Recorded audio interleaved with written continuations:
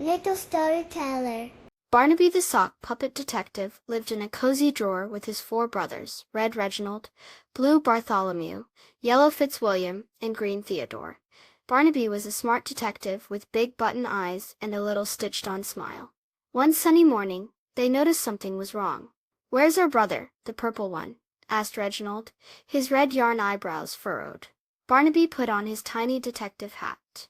"Don't worry, brothers," he said in his squeaky voice. "Detective Barnaby is on the case."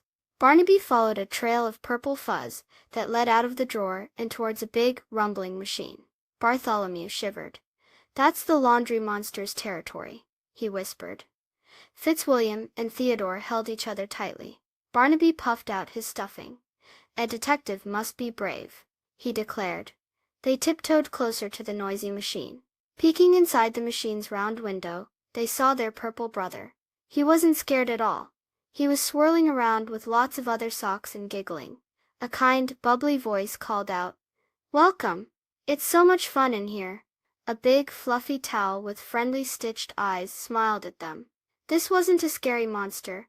It was just the washing machine, getting everything clean. Soon the washing machine stopped, and a gentle hand opened the door. The purple sock puppet was happy and smelled like sunshine. He hopped back to his brothers. "It was an adventure," he exclaimed. Barnaby smiled.